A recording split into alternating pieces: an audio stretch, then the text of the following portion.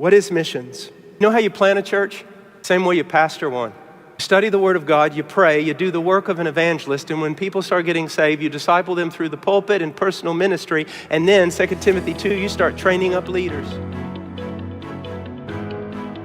Ontario, Canada, known for housing Canada's largest city, Toronto. Yet among the larger populations, there are small rural towns scattered from the most northern border to the southern border. One such town is Grimsby, Ontario, 32 minutes from the Rainbow Bridge cross into the United States. With a population of 28,883, many smaller hamlets and farming communities call this home. One such hamlet is Grassie. Sitting on the edge of Niagara region, Grassie is part of the 5.7% growth rate, surrounding by 11,395 dwellings. The area is the fastest growing area in the region.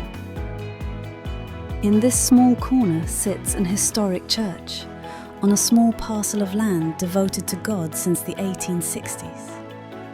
With many decades and faces that have come and gone, a new chapter is in motion.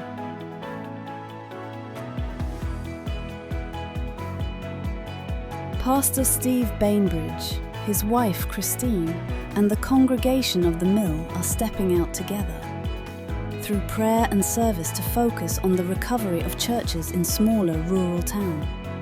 Pastor Steve explains how this vision started and how it is bigger than just an idea.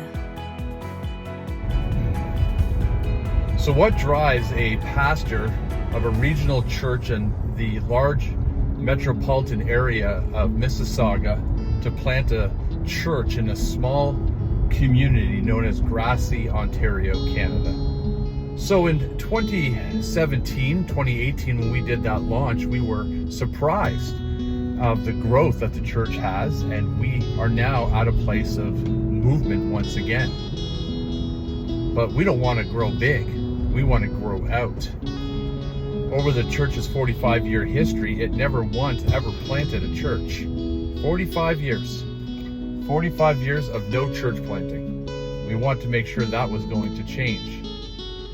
In 2024, I was approached by a NAM church catalyst to say, hey, would you consider speaking the odd time at the pulpit in Gracie, Ontario? Well, I thought that would be an amazing idea.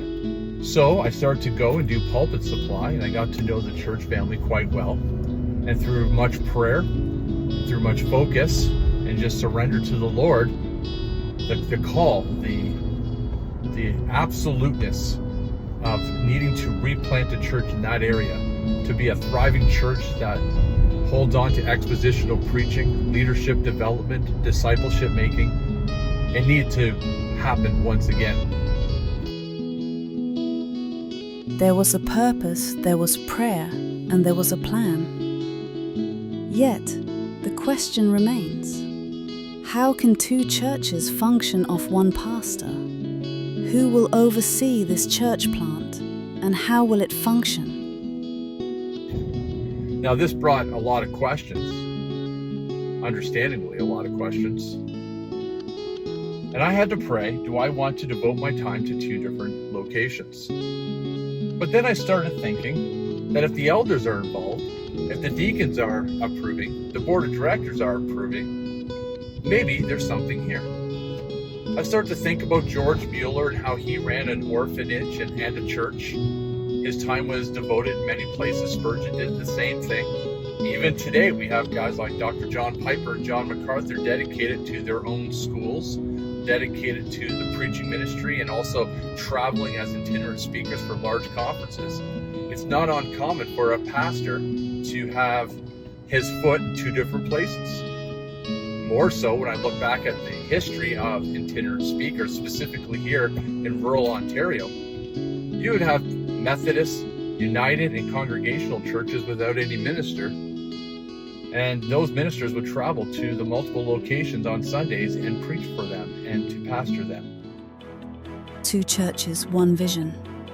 With the aid of a core group being established, holding bi-weekly women's-focused fellowship meetings, bi-weekly Attributes of God studies sermon series, What is the one thing Pastor Steve wants people to know about Grace? We are one family. Though Grassie will now be called Grace Community Church, Grassie and the Mill are one family on one mission. The mission remains the same, to be a center of expository preaching, disciples making disciples, leadership development, local evangelism, aggressive missions, and church planting. There are exciting things in motion, and you too can be part of this exciting church plant. Pray about attending, serving, and praying for the work ahead. We also ask you consider becoming a financial partner. Together we will be a community of kingdom gospel movement, not just here in our small corner, but in many more locations after all. Churches plant churches, so let's get to work.